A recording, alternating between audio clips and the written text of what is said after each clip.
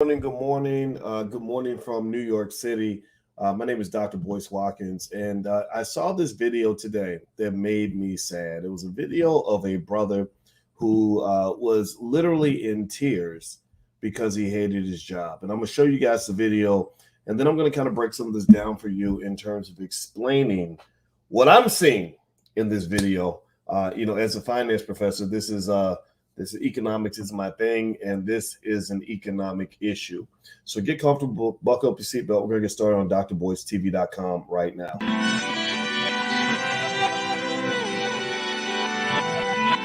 Here we are, clan the isms, cataclysm, great. Our people out here struggling, trying to make it in this state. Everybody out here doing it, but we the ones who late. Now family, we the ones who gotta delegate. Get that money in the power, never be fake. Stick to cosign for 3. What did he say? Create jobs, support our own. Educate the same and buy back your home. Got 3 degrees, triple 10. 3 PhDs, now we on the CNN. DBTV, let's talk about negligence. Ignorance is bliss, but we can turn it to intelligence. Believe none of what you hear, half of what you see. Let's break it down here on Dr. Boyce TV. Here we are. Good morning. Welcome to drboycetv.com, the home for intelligent Black people. My name is Dr. Boyce Watkins, and I want to say hello to everybody in the chat. I see Aubrey Smook and Pugilism and Gary Oakes and Aaron H. and Terrell. Eugenia, good to see you. Shout out to your city. Let me know what city you guys are coming from. Let me know what city you're coming from. And also, I'd be curious to know how many of you got a text message from me today. I'm testing the system. If you got a text message, put text in the chat. If you got an email from me about this podcast, put email in the chat. That way I can kind of know if our systems are working, because a lot of times we like to tell you guys when we go live. And if you'd like to get on a text list, all you have to do is text the word Boyce to 31996. Text the word Boyce to 31996. Somebody type 31996 in the chat so others can see it. If you could, I'd appreciate that very much. I want to make sure we're able to stay connected, because our messages are honest and sometimes a little bit radical. Always pro-Black and always pro-wealth, always pro-education, always pro-family. That's what we believe in. So anyway, guys, I wanted to tell you guys what was on my mind today. I'm in New York. I'm in for a series of meetings, but I had to take a moment to talk to my people about something that I saw. So T. Reed, who's out of London, you'll appreciate this. Not appreciate it, but you'll understand this. I saw a video of her brother, and I put it on my Instagram. My Instagram is The Real Boyce Watkins. And this brother is hurting. He's in tears. He's literally in absolute complete tears. And he's crying because he hates his job so much. He's crying because he can't go back to work. He said, I just can't take it. This is just too much. And I understand it. How many of y'all have ever been on the job? Give me a yes in the chat if you have ever been on the job and just been like, this is not life. This is not the way it's supposed to be. These people, they get on my nerves. The way they're treating me ain't right. I hate this place. How many of y'all, seriously, I mean, it will bring out your inner Unabomber sometimes, right? Because it just hurts and makes you so mad. And I'm gonna show this video not because I want to make fun of the brother. I'm not here to make fun of him, but I want to make a point. I'm not here to make fun of him, but I want to make a point. And so let me just see if I can share my screen and turn this the audio on so we can all hear him. And let's see, share tab audio. Let me see, make sure I'm hitting the right button. Okay, let's see. Give me a yes if you can hear. Like, we are not supposed to live like this, y'all. Like, I'm on lunch and I don't want to go fucking back in, y'all. We shouldn't have to struggle so fucking hard and then struggle to operate, struggle to function as a person trying to make it. Like, what the fuck, y'all? And I don't have a solution. Like, I don't know, y'all. This ain't fucking it, y'all. This ain't fucking it. I did not picture life being this fucking bullshit, y'all. Y'all, I've had a series of fucking panic attacks at fucking work today. Like, we are not supposed to live like this, y'all. Like, I'm on lunch and I don't want to go fucking back in, y'all. We shouldn't have to struggle so fucking hard and then struggle to operate, struggle to function as a person trying to make it. Like, what the fuck, y'all? Bro, I don't have a solution. Like, I don't know, y'all. But this ain't fucking it, y'all. This ain't fucking it. I did not picture life being this fucking bullshit, y'all. Y'all, I've had a series of fucking panic attacks.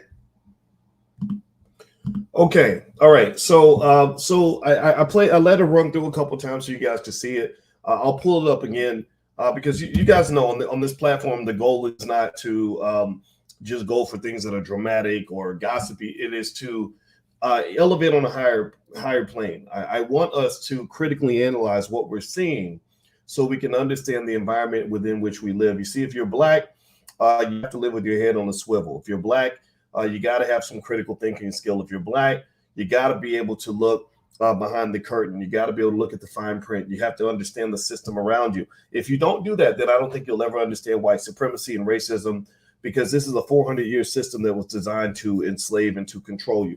So what this brother said was really interesting to me, and my heart went out to him. I know some of us feel like, oh, that's weak, and what's wrong with him? Why would you cry on the internet? And I get that. I totally get that. Maybe some things you can keep to yourself, but he put it out there, and it's not as if he had feelings that a lot of us haven't had before.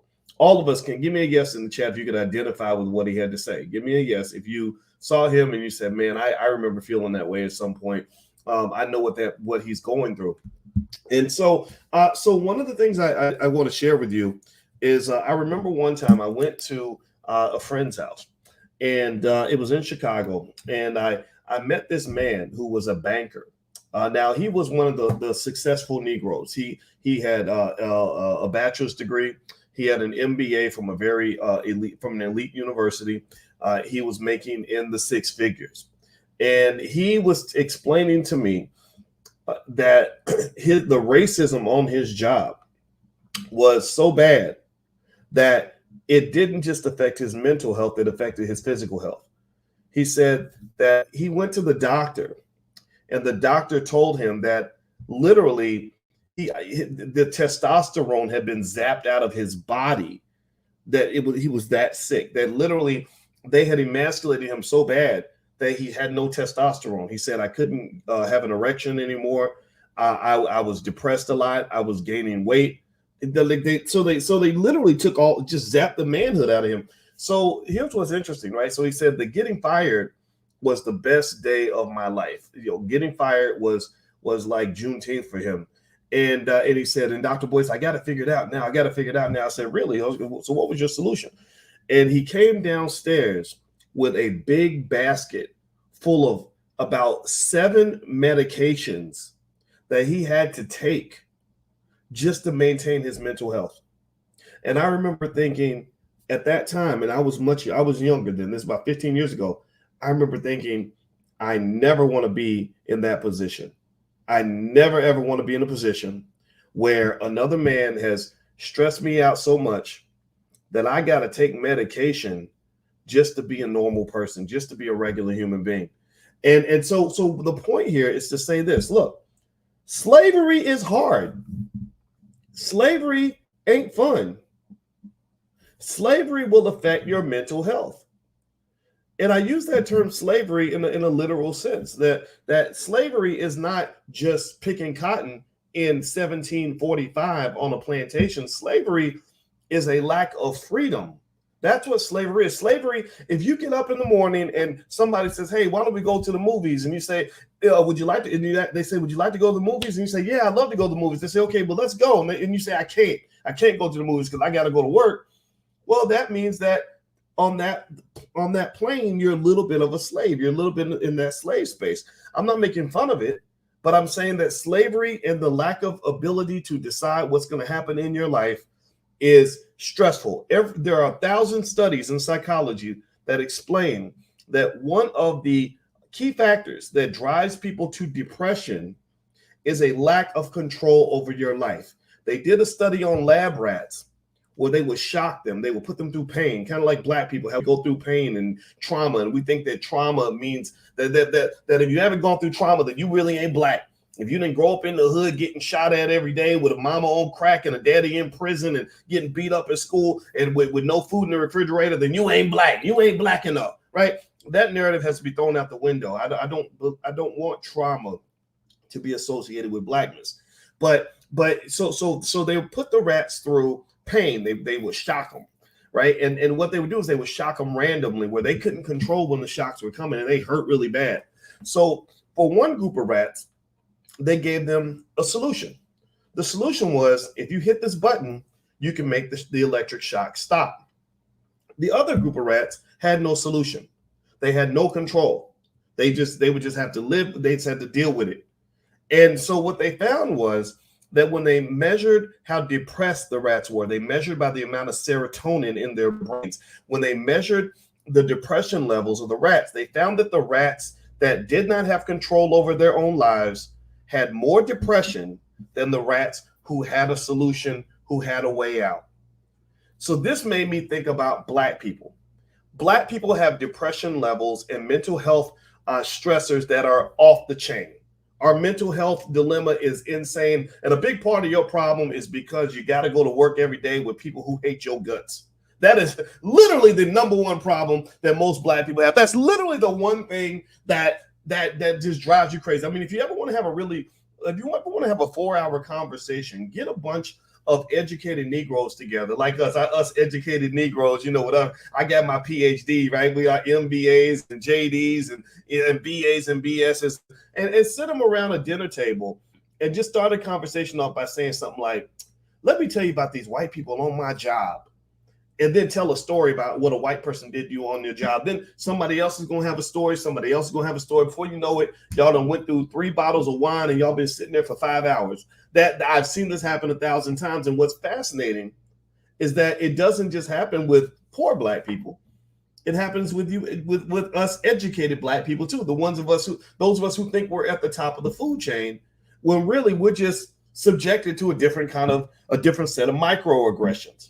Right. So ultimately, I remember figuring out that I said, I think that my biggest stressor in my life is the fact that I got to go to work with people that don't like me, and I don't like them very much either. They don't have much in common with me. I don't have much in common with them. And what's interesting was at that time, I had a damn good job. I was on the faculty at Syracuse University making $115,000 a year. What in the hell would I have to complain about? I didn't even have to go into the office except 2 days a week. Seriously, I had a dream job. I literally had my dream job. But then it took me time to realize that you shouldn't be dreaming about labor anyway. Like a dream job is kind of like a little bit of an oxymoron. No, it's like enjoying food that makes you vomit. Like I want to find the food that makes me sick, but I want to find the best tasting vomity food I can find. Like that's so it doesn't even make any sense. So what I realized over time was I said, I think I have the wrong dream. I think I've had the wrong dream my whole life. And then I started thinking about the origins of that dream, and I realized that it started at childhood. It started when somebody told me that in order to have money or make a living, you had to go and get a job. Okay, and this leads to another conversation. I'm gonna explain some of this to you in 1 second. Do me a favor, hit the thumbs up button, thumbs up, share, subscribe. And also, for those of you that want to understand things like how to get off the corporate plantation, in the Black Business School, we actually have a Black Wealth Boot Camp.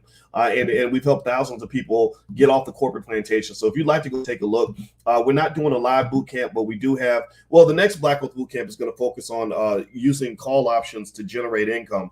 But if you want to go look at the recordings of the previous boot camps, feel free to go to blackwealthbootcamp.com. The URL is right there on the screen. Hit the thumbs up button, thumbs up, share, subscribe. So let me share the video of this brother again. In case you just came in, we're talking about a video of a Black man who was crying on the internet because he hates his job so much. And I'm going to show you guys the video, and then we're going to continue to dissect this, because there's a lot to unpack here. So let me hit this and let me play the audio. He's a fucking panic attacks at fucking work today. Like, we are not supposed to live like this, y'all. Like, I'm on lunch and I don't want to go fucking back in, y'all. We shouldn't have to struggle so fucking hard and then struggle to operate, struggle to function as a person trying to make it. Like, what the fuck, y'all? Bro. I don't have a solution. Like I don't know, y'all. But this ain't fucking it, y'all. This ain't fucking it. I did not picture life being this fucking bullshit, y'all. Y'all, I've had a series of fucking panic attacks at fucking work today. Like, we are not supposed to live like this, y'all. Like, I'm on lunch and I don't want to go fucking back in, y'all. We shouldn't have to struggle so fucking hard and then struggle to operate, struggle to function as a person trying to make it. Like, what the fuck, y'all? And I don't have a solution. Like, I don't know, y'all. But this ain't fucking it, y'all. This ain't fucking it. I did not. Okay, so I'm gonna take this off the screen now and go a little deeper into this. Okay, so here's the first thing that I noticed here. He says, I did not picture life being like this. I didn't picture life being like this. And that really hit me because I tend to think heavily about almost everything. And what I thought about was, who told you what life was supposed to be like? Who told you how to picture the life that you were going to have anyway? Who told you that? I'll give you an example. I married my wife because my father married my mother, and he's been married to my mother almost 50 years. So when I pictured my life as somebody's husband. If my father had done something different, I would have not pictured my life as somebody's husband. That's why, ladies, if you or men, anybody, if you want to know if somebody is interested in marriage, you may want to look at what they grew up watching, what they grew up seeing. If they didn't see a healthy marriage, there may be a chance that they may have no interest in that sort that sort of contract. No disrespect to those who are in that space, but something has to be communicated otherwise, right? So also, when I pictured getting up every day and what I did every day, I pictured a job. I pictured a job because that's what everybody else did. How many of you grew up in a household like that where everybody worked, and if somebody didn't work, you would think something was wrong with him? So he said, I didn't picture life like this. So what I probably would suspect is that he probably did picture himself at a job, right? Because again, families where, this is why I explained to you guys that a lot of wealth is very cultural. People think wealth is just purely educational. No, it's not just educational. Education means nothing if there's not a cultural context and a cultural backdrop. In fact, let me give you an example. I have a friend who works at a college preparatory program where they train kids to do well on the SAT.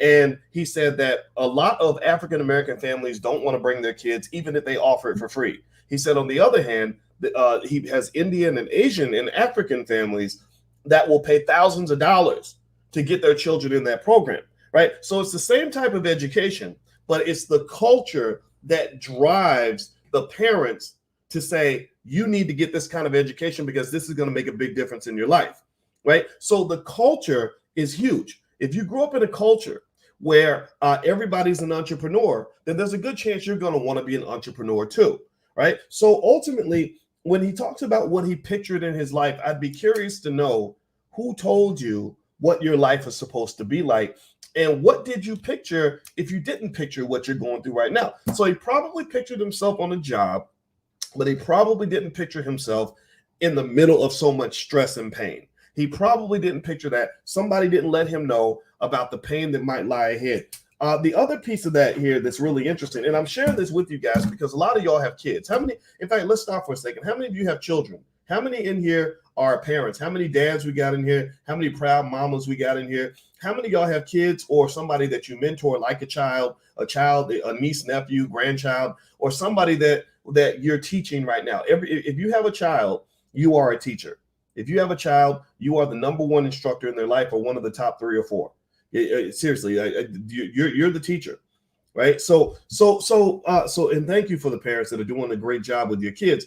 Because what you have to do is understand the importance of being very conscious about what you're teaching your kids when you talk about what to expect in life and how to be prepared for life. So a couple of things that a child might expect is, number one, look, white folks don't love you that much. They just don't. I maybe I sound mean when I say it, but maybe you think that they love you, but they don't. And it's not because they're all brutal, vicious people. I have white neighbors. They're really nice people. It's because they have their own issues to deal with. They have their own lives. They just nobody really cares that much about you. You have to care about yourself. Your family cares about you. That's what I tell my kids. Look, all you have is each other. You stick together. You work together. You help each other become successful. The other thing about sort of what to expect when I explain to them that life can be tough is I then say, okay, life is tough, but you're going to be tougher. So this is how you prepare for life. See, this poor young man that's on this video as a grown man crying, crying. I mean, I'm not making fun of him, but he's crying like almost like a little girl. I'm not hating it. I'm not making fun of it at all. But he's breaking down emotionally. He's crying because somebody did not prepare him for the battle that lied ahead. Do you understand? So, I mean, seriously, how many of you, give me a yes or no, how many of you would be happy to hear that in 20 years, your child that you love is going to be doing a YouTube video in front of a million people by now? A million people will probably watch this video, watching your child crying like a baby because the stress of going back to work is so overwhelming that they're having panic attacks every single day. Why in the hell would you want that for your child? Do you think that his parents are happy about that? Do you think that they would? Do you think they'd be happy when he was a little baby, all sweet and innocent and little? No, and if somebody said, well, in 20 years your son is going to be on the internet, and a million people are going to be watching a video of him crying because his mental health is breaking down to the point where people are worried that he could be suicidal or something, that he's having panic attacks every day because he hates his job so much, that you did so little to prepare him for life. And then this is where the personal accountability piece comes into play. I'm sorry. I know it ain't popular to talk about accountability in our community. We want to act like everything is somebody else's responsibility or that white folks did it and all. Sure, they're going to do what they're going to do. But at the end of the day, I'm going to sit here and say, who didn't prepare you for life? Who did not? Whose job was it to get you ready for the battle that lies ahead? Because they are not playing with you. These people ain't playing with you. They don't care if you 30 years old, man, you up here and crying. If you out here breaking down and crying, all that's going to happen is other men will spit in your face and laugh at you and step on you and say, oh, you were built to be a slave. You ain't no competition. How are you going to compete with me when I can make you cry like a little girl? And you supposed to be a man like me. You ain't no man. You're a boy. You're weak. So my question this is my question for today, is how are you preparing your kids? How are you preparing them for the pain that lies ahead?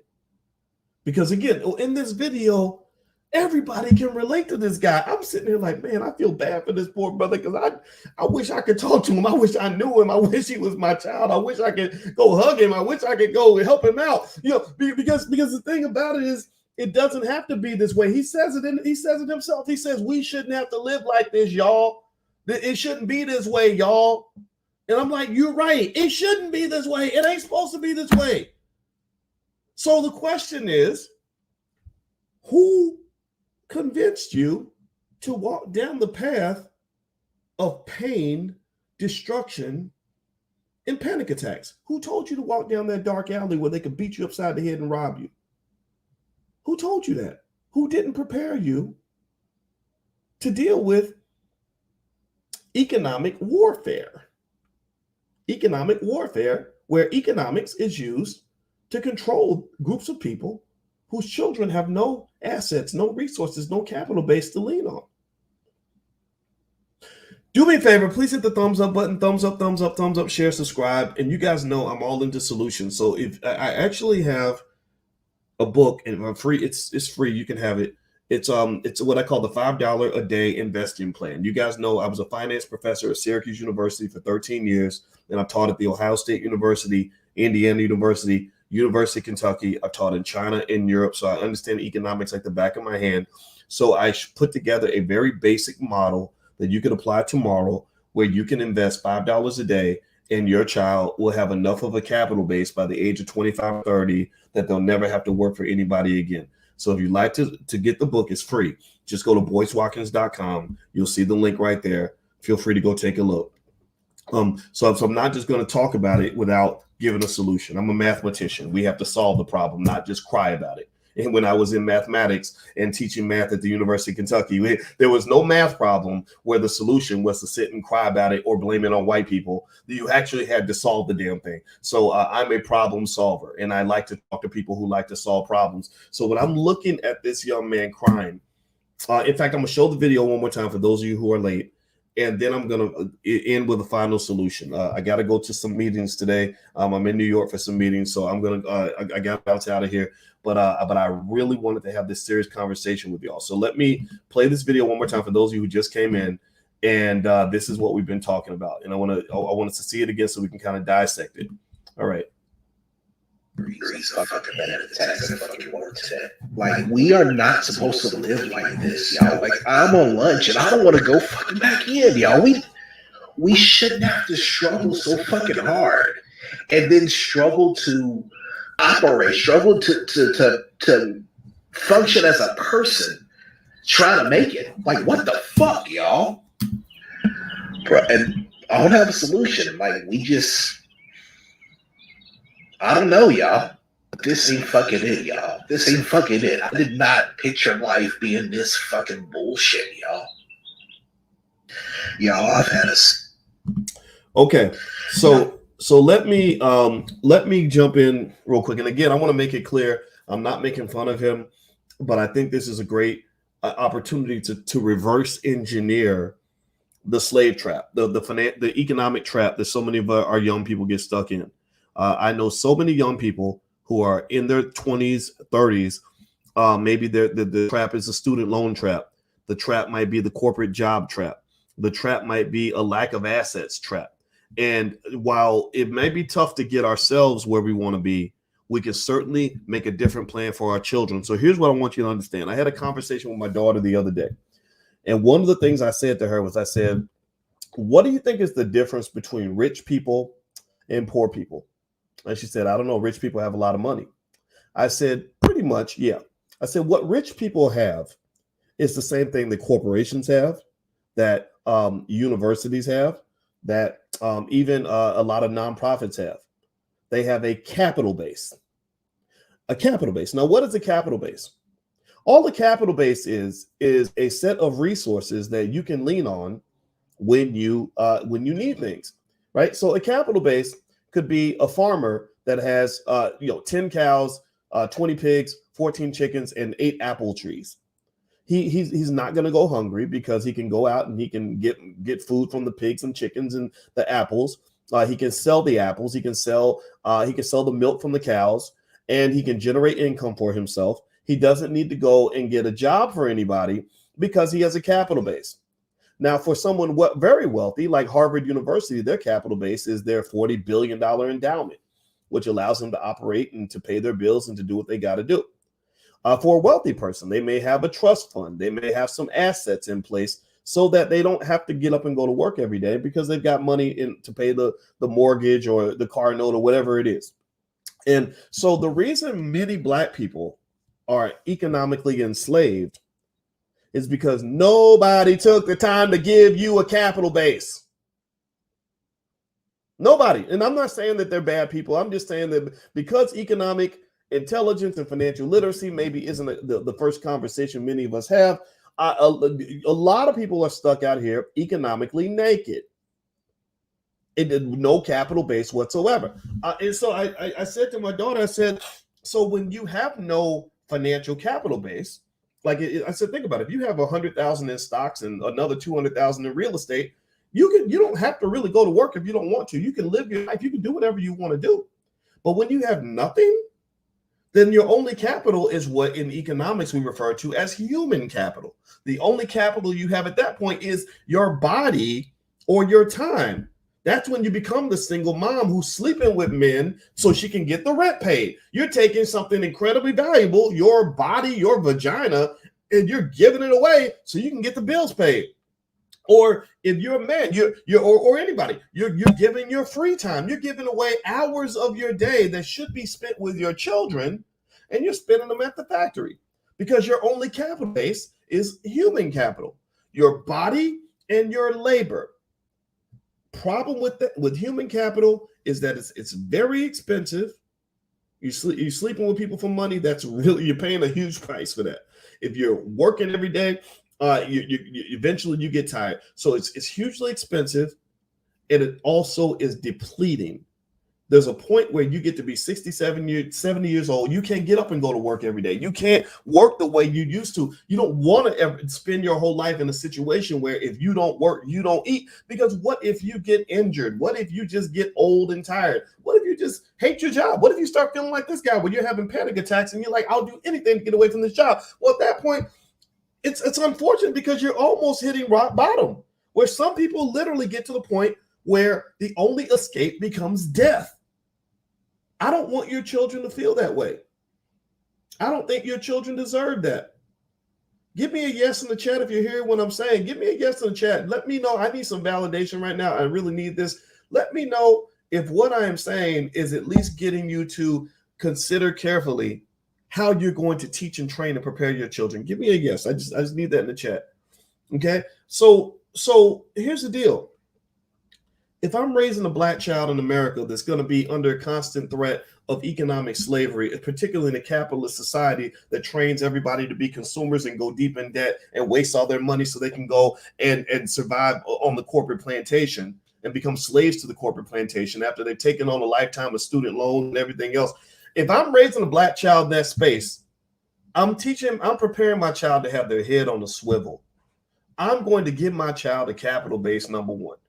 You could do it very easily. If you go to boycewatkins.com, that book is free. It's the $5 a day investing plan. So when I have a newborn baby, I'm investing like crazy for that child, and I'm not selling none of the assets. I'm going in buying a couple of dollars worth of S&P 500 index funds every week on autopilot, whatever I can afford, at least maybe the same amount as I put in my car note. I'm doing $300, $400 a month, maybe $200, maybe $100, whatever I can afford, so that my child has a capital base. So that by the time they're 25 years old or 30, they've got $200,000 in stocks, liquid, so they don't have to feel like this poor guy who sounds like he's damn near suicidal, who's having panic attacks. Panic attacks, like that's a heavy mental health issue. If he was a white woman, people would give him money for that. White women have terrible things that happen to them, and then they say, I was having panic attacks, and then they give them, the jury awards them $10 million. So what he's going through is real, and it is painful, and it is traumatic. And a capital base would have protected him from that. If he had somebody in his life that left him an inheritance, left him a life insurance policy, life insurance ain't that expensive, or did something where they were investing for him since he was a child, he wouldn't be going through that. The second thing you do with your child is you don't just give them a capital base, you give them some damn knowledge. You teach them that there's more than one way to skin the economic cat other than just getting up and going to work for a white man every day. It ain't nothing wrong with going to work. I'm not here to job shame. I don't make fun of people that have jobs. My whole family, we've had jobs for generations. What I am saying is that there is a difference between going to work because you want to versus going to work because you have to. There's a difference between being in a situation where losing your job is the end of everything versus being in a situation where losing your job only means that you now have time to pursue your business interests a lot further. It means there's a difference between having one income from one location, particularly coming from an oppressor who has hated you for 400 years, and versus being in a situation where that is one of about 4 or 5 different income streams you have, because you've got a little real estate over here, you've got a little stock over here, you've got a small business operating over here. Do you understand what I'm saying? You cannot go into the basketball game of economics where you only got one move. You don't show up with one move. It's easy. If anybody knows, I don't know if anybody's ever played basketball or any sports fans, but I'm a sports fan. So I'm gonna use a basketball analogy. And even if you don't like sports, you'll get this, I believe. It's very easy to play defense against a basketball player who only has one move. Like if all you know how to do is dribble to your left and go to the basket, oh, I'm going to know how to stop that. I'm going to block your shot or steal the ball every single time. You can't win. Like Michael Jackson said, you can't win, you can't break even, and you can't get out of the game. You can't win if you only got one move. So if you want to be a complete player on the basketball court, you need to learn several ways to get to the basket. You got to learn how to do layups, free throws, three-pointers, jump shots from the top of the key. You got to learn how to box out, get open, pick and roll. You got to learn all these moves, and that makes you a complete player. That's how you become LeBron. So in the game of economics, the number one reason that we have so many millions of people that are in the same situation that this poor brother is in right now is because you only got one move. White supremacy and integration taught you that the one move you make as a black person is to go to school so you can get a good job where some white man will pay you a high salary to go and sell him your life. Sell him time that should be spent with your kids, to humiliate yourself into the ground, where he literally said it's hard to operate as a person. When he said it's hard to operate as a person, that to me, I interpret that as they have stripped you of your humanity. They have taken away your personhood. You don't even feel like a person anymore because what do you feel like, a dog now? You feel like a child now, but you certainly don't feel like a man. You certainly don't, because you certainly don't look like a man right now. You don't look like a man right now. I'm not making fun of it. This is not toxic masculinity, but I am saying that the best reflection of manhood is not getting on the internet and crying about what another man is doing to you. That doesn't work very well. That's not very sexy. I don't know, ladies, how many of y'all saw that man on the video and said, "Ooh, that's a sexy man. I want to get with him and make some babies. Ooh, he looking good, girl." How many of y'all said, "Oh, I want him to be the father of my kids"? How many of y'all felt that way? Did anybody feel that way? No, you didn't. You didn't. Because you want to see the black man as a king. You want to see the black man as a winner, not a loser. You're not supposed to be attracted to losers. Maybe some of you have gotten used to that. Maybe because your brother or your uncle was a loser. So we think that being a loser is okay, but it's not okay. It's not okay to be a loser because the stakes are high. The stakes are high. If we don't prepare our children for the battle that lies ahead, your child will go through a level of pain that is so unspeakable that I can't find the words to properly verbalize it on this podcast. So I am begging you with everything in my heart right now. I am absolutely begging you to prepare your children for the future. Teach that child how to start a business so that when they lose their job or if they tell their boss to kiss their ass, they have somewhere to go. Teach that child how to invest in stocks and real estate so that they know all the ways to make money and not just money from the job. Invest for the child right now so that when they get into the game and they want to advance, they've got something to work with. You have to give them something to work with. Your capital base, the money that you have, access, the resources that you have, it's like going into a football game and the money is like your teammate. And you cannot go win a football game when you're showing up and you're the only player on the field and you're going up against 11 guys on the other side. So do these things for your kids and they won't end up like this poor guy. My heart goes out to him. I hate it. But one of the things I saw when I saw this video is that sometimes we forget that wealth is a team sport. And the reason he's out here by himself, the reason he's crying on the internet, the reason he's having panic attacks, the reason they've broken him down to a little boy is because his teammates dropped the ball. His mama, daddy, all the people that were supposed to prepare him for all of this corporate slavery, particularly when you're black, none of those people came through for him. Now he's out there by himself. Don't leave your kids by themselves. That is child abuse. Dr. Claude Anderson says it clearly in Powernomics. And in fact, one good thing you guys could do is go to powernomics.com, get a copy, talk to your kids about power, because that's the language they need to be able to speak. So that's it, guys. That's all I got to say. Thank you all for listening. My website's boycewatkins.com. If you want that free ebook, just go to boycewatkins.com. And of course, you guys know we have a lot of stuff going on in the Black Business School. We'd love to help you. But either way, get your kids ready for the future because solutions are out there. Sitting around and crying about it is not a solution at all. We must prepare for the future. All right, guys, have a wonderful day. God bless you. Please hit the thumbs up button on your way out. I will talk to you all soon. Please have a wonderful day. Bye-bye.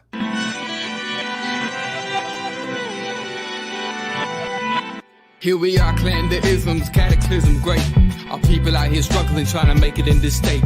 Everybody out here doing it, but we the ones who late. Now family, we the ones who gotta delegate. Get that money in the power, never be fake. Stick to co-sign for 3. What did he say? Create jobs, support our own. Educate the same and buy back your home. Got 3 degrees, triple 10. 3 PhDs, now we on the CNN. DBTV, let's talk about negligence. Ignorance is bliss, but we can turn it to intelligence. Believe none of what you hear, half of what you see. Let's break it down here on Dr. Boyce TV. Here we are.